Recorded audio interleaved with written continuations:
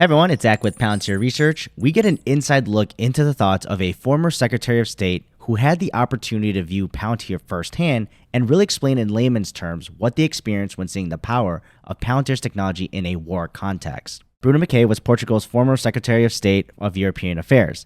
He authored this article when he had the chance to visit Palantir's UK office in London.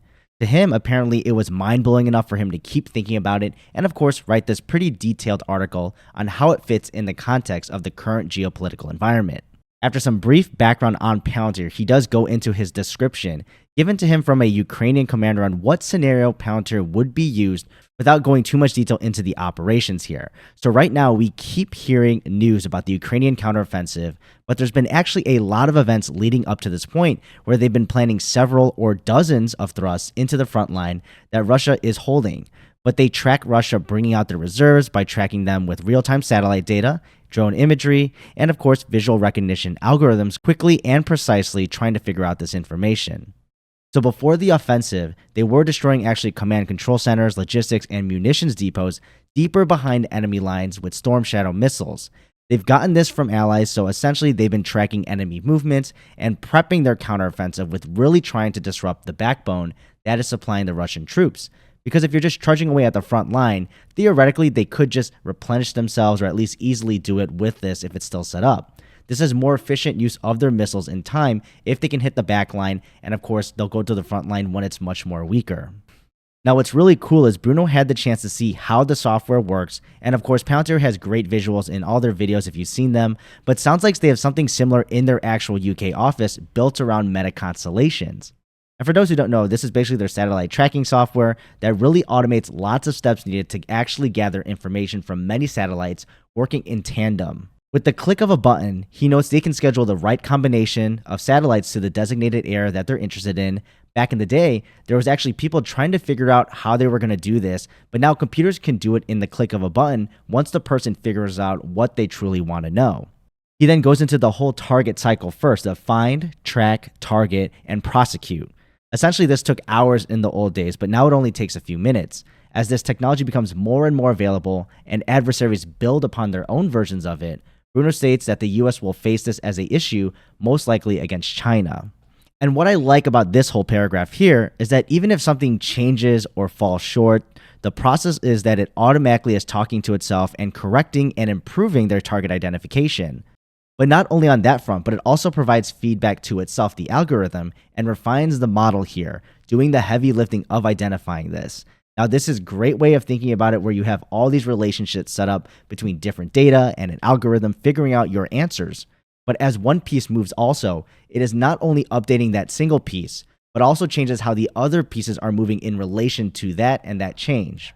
And this is all while that algorithm is taking all of this into account here and really trying to make sure in real time you have the best information and options available.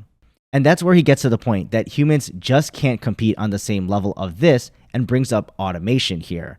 Huge portions of targeting nowadays with this technology can be automated. But Palantir, still holding true to its value, really says there's no interest in ever creating an autonomous agent, meaning something that's putting together all this information on its own, make its own decisions without any human intervention at all. Especially in the war context, human intervention is probably the only thing left trying to keep the humanity in this life or death decisions here of targeting. But humans can't do all that prep work of data gathering and sorting and ranking of all this information in the same amount of time that an algorithm can do it. So humans must be enhanced by the technology and not replaced. And Alex Karp has talked about this a lot where there's a kill chain. Basically, the kill chain here is going to have a human interact with the algorithm or with the computer. And it's going to go through different steps here to ensure that are you able to target this? Should you be able to target this? And what are your full options here that are available to you as a human?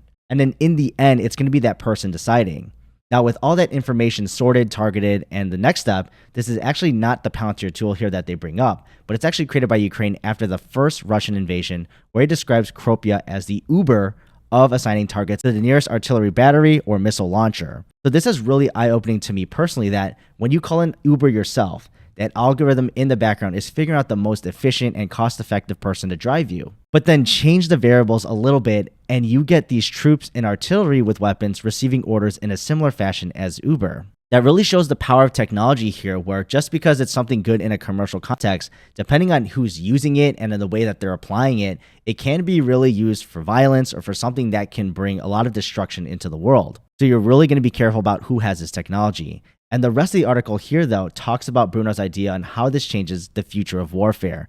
And it really brings here that less and less of the battlefield is going to take place physically, and more of this is going to take place in cyberspace, where you're right in an algorithmic warfare. The best algorithm theoretically will have the best results physically, and this is going to allow you to win ahead of your opponents and actually plan out your strategy and have things actually play out in your favor. These are the decisions, though, being made in minutes instead of hours nowadays with the technology, all while from your command station gathering and working with this data that you're getting. And this is only going to grow more as you get more capabilities of gathering data. And of course, satellites may get better, but you're also going to have people sharing more information, like I've mentioned before with Ukraine, where they have people who are actually sending in photos and videos of Russian troops and their positioning. A lot of data sources can come together that we might not even be thinking about. So I highly suggest you read through this article more. There's a lot more because it is quite thought-provoking in how only not Palantir can play a role in the transformation of war, but technology in general is changing the battlefield, and maybe Russia and Ukraine's war might be one of the last large physical battles as we transition. Now, all of this isn't new news to Palantir investors who have been doing their research, but more and more media is coming out, and in the mainstream, this is times, and people who have not looked as deeply into Palantir are getting more clues on how they actually work and slowly get rid of this black box mindset people have about the company and their products. I really liked how he broke down the different steps on the whole process of Palantir, really stepping up on how wars are fought today, because you really can't determine your odds as a human at least and the target opportunities with an almost live set of data to really make sure you have all the info to make the best decisions without a computer. Combined with the video I released earlier today actually regarding an article from a Palantir senior vice president on NATO adopting this kind of technology and using Ukraine as an example, hopefully this Times article from a former Secretary of State can continue to bring Palantir to heads of states and military's minds when making these kinds of decisions.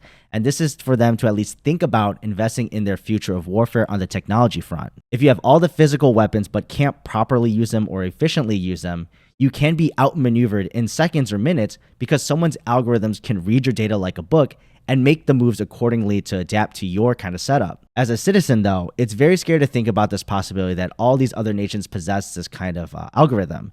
And maybe this means wars will end sooner because destruction can now be optimized to such a level and happen so much quicker and much larger at such a shorter scale. But I'd rather be on the side that has the capabilities now than the one still trying to figure that out, or at least does not have the best algorithms out there. And from an investor standpoint, this article works in Palantir's favor because it really dumbs down what Palantir does and the actual value that makes them so sought after by Western governments. But like we've seen with the Cold War in the past, we don't know how this is actually going to influence the commercial side as well.